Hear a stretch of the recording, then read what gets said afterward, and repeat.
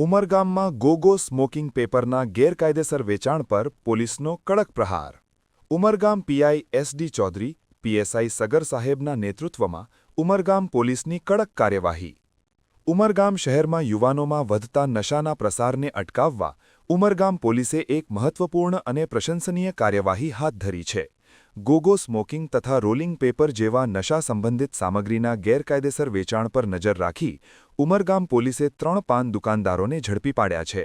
આ કાર્યવાહીથી શહેરમાં કાયદો અને વ્યવસ્થાની સ્થિતિ વધુ મજબૂત બની છે અને નશા વિરોધી અભિયાનને વેગ મળ્યો છે.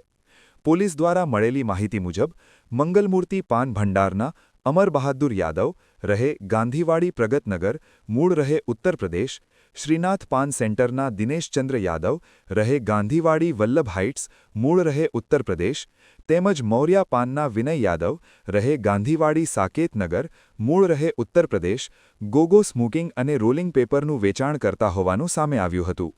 આ બાબતે ચોક્કસ માહિતી અને ગુપ્ત સૂચના આધારે ઉમરગામ પોલીસે તપાસ શરૂ કરી હતી. પોલીસે નિયમિત પેટ્રોલિંગ અને ચેકિંગ દરમિયાન સંબંધિત દુકાનોમાં તપાસ કરતા ગેરકાયદેસર રીતે ગોગો સ્મોકિંગ પેપર વેચાણ થતું હોવાનું પુરાવા સાથે બહાર આવ્યું હતું. ત્યારબાદ 3 દુકાનદારો સામે કાયદેસર કાર્યવાહી હાથ ધરી તેમને ભેરવવામાં આવ્યા છે. આ કાર્યવાહી દરમિયાન જરૂરી મુદ્દામાલ જપ્ત કરવામાં આવ્યો હોવાનું પણ પોલીસ સૂત્રોએ જણાવ્યું છે.